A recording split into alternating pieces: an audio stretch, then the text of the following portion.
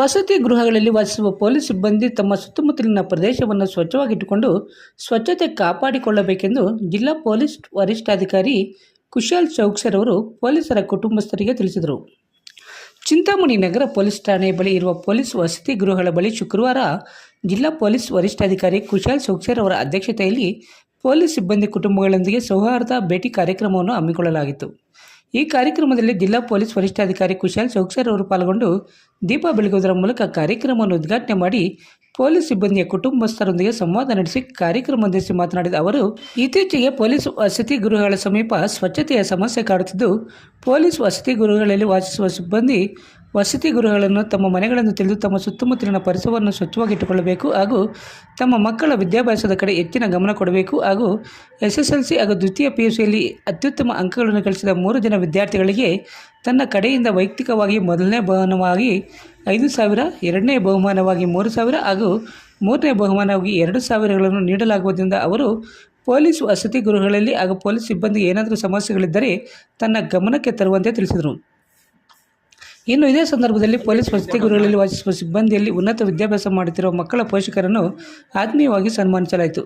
ಈ ಸಂದರ್ಭದಲ್ಲಿ ASP ಇಮಾಮ್ ಕಾಸಿಂ ಸಾಬ್, ಚಿಂತಾಮಣಿ ಉಪವಿಭಾಗದ DYSP ಮುರಳೀಧರ್, ನಗರ ಠಾಣೆಯ ಆರಕ್ಷಕ ವೃತ್ತ ನಿರೀಕ್ಷಕ ವಿಜಯಕುಮಾರ್, ಗ್ರಾಮಾಂತರ ಠಾಣೆಯ ಆರಕ್ಷಕ ವೃತ್ತ ನಿರೀಕ್ಷಕ ಶಿವರಾಜ್, ಶಿಡ್ಲಘಟ್ಟ ಆರಕ್ಷಕ ವೃತ್ತ ನಿರೀಕ್ಷಕ ಶ್ರೀನಿವಾಸ್ ಸೇರಿದಂತೆ ಮತ್ತಿತರರು ಉಪಸ್ಥಿತರಿದ್ದರು.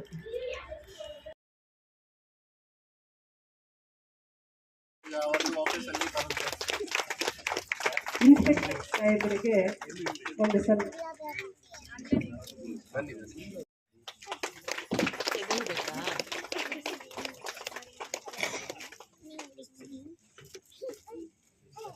ಸರಿ ನೋಡಿ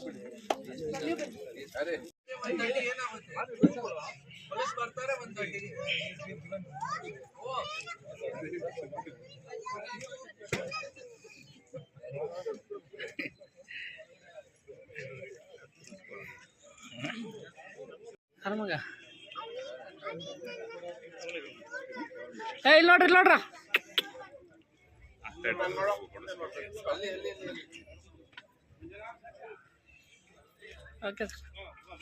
ಇವತ್ತು ಫಸ್ಟ್ ಲಂಚ್ದು ಟೈಮ್ ಕೂಡ ಮುಗಿದಿದೆ, ಆಮೇಲೆ ಕೂಡ ವೇಟ್ ಮಾಡಿದಾರ ನಮ್ಮ ಬಗ್ಗೆ. ತಮ್ಮೆಲ್ಲರಿಗೆ ಸಾರಿ, ನಮ್ಮ ಸೈಡಿಂದ ಸ್ವಲ್ಪ ಲೇಟ್ ಬಂದಿದ್ದೀನಿ. ಬೇರೆ ಜಾಗ ಕೆಲಸ ಇತ್ತು, ಒಂದು ಮೀಟಿಂಗ್ ಇತ್ತು. ಆಮೇಲೆ ನಮ್ಮ ಇದು ಕ್ಯಾಂಪಸ್ದು ಇವತ್ತು ಬೆಳಿಗ್ಗೆ ಸ್ವಲ್ಪ ಕ್ಲೀನಿನೆಸ್ ಡ್ರೈವ್ ತರ ಆಗಿದೆ, ನನಗೆ ಫೋಟೋಸ್ ವಗೇರಾ ಬಂದಿದೆ.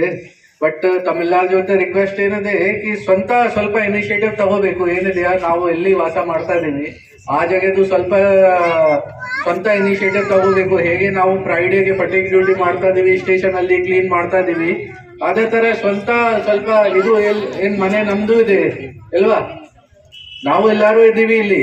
ಸೊ ನಮ್ ಸೈಡ್ ಇಂದ ಸ್ವಲ್ಪ ಈ ತರ ಒಂದು ಕ್ಲೀನ್ಲಿನೆಸ್ ಡ್ರೈವ್ ರೆಗ್ಯುಲರ್ ಆಗಿ ಮಾಡಬೇಕು. ಏನಿದೆಯಾ, ಇದು ನಿಮ್ದು ಜವಾಬ್ದಾರಿ ಇದೆ, ನಿಮ್ ಜಿಮ್ಮೆದಾರಿ ಇದೆ ಇದನ್ನು ಮೇಂಟೈನ್ ಮಾಡಕ್ಕಾಗಿ.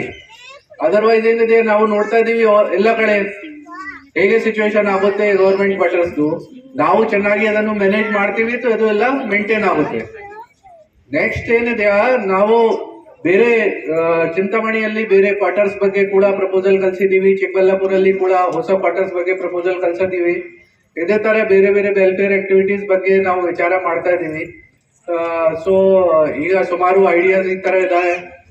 ಫಸ್ಟ್ ಈಗ ಸ್ಟೂಡೆಂಟ್ಸ್ದು ಮಕ್ಕಳದು ಸ್ಕೂಲ್ ಓವರ್ ಆಗುತ್ತೆ, ಸ್ಕೂಲ್ದು ರಜಾ ಆಗುತ್ತೆ.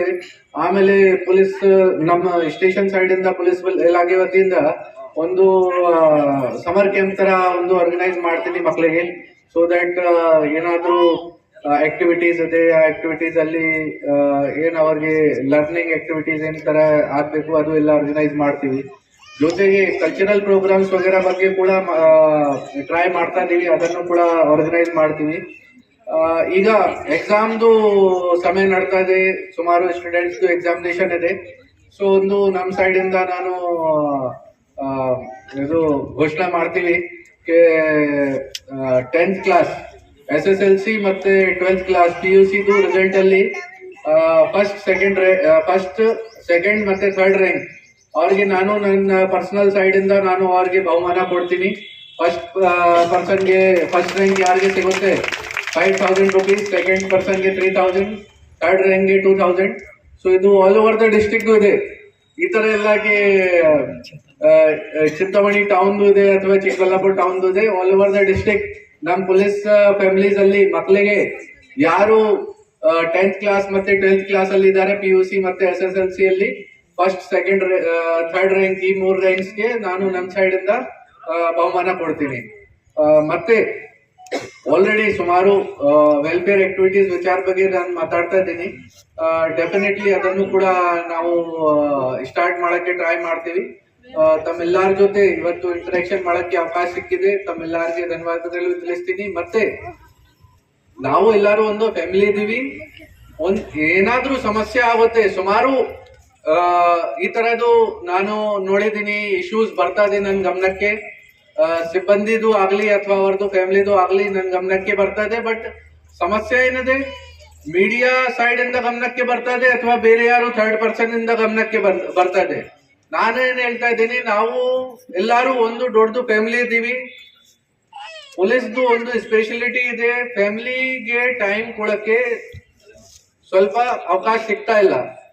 ಒಂದು ಇದು ಡಿಫಿಕಲ್ಟಿ ಎಲ್ಲಾರಿಗೆ ಗೊತ್ತು, ಯಾರು ಯಾರು ಪೊಲೀಸ್ ಅಲ್ಲಿ ಕೆಲಸ ಮಾಡ್ತಾ ಇದ್ದಾರೆ ಎಲ್ಲಾರು ಆಲ್ ಓವರ್ ಇಂಡಿಯಾ ನಾನು ನೋಡಿದೀನಿ, ಸ್ವಲ್ಪ ಫ್ಯಾಮಿಲಿಗೆ ಟೈಮ್ ಕೊಡಕ್ಕೆ ಅವಕಾಶ ಸಿಗ್ತಾ ಇಲ್ಲ. ಈ ಕಾರಣ ಬಗ್ಗೆ ಫ್ಯಾಮಿಲಿ ಮತ್ತೆ ಸರ್ವಿಸ್ ಬ್ಯಾಲೆನ್ಸ್ ಗೆ ಸ್ವಲ್ಪ ಸಮಸ್ಯೆ ಆಗ್ತಾ ಇದೆ. ಈ ಕಾರಣ ಬಗ್ಗೆ ಸುಮಾರು ಇಶ್ಯೂಸ್ ಗಮನಕ್ಕೆ ಬಂದಿದೆ.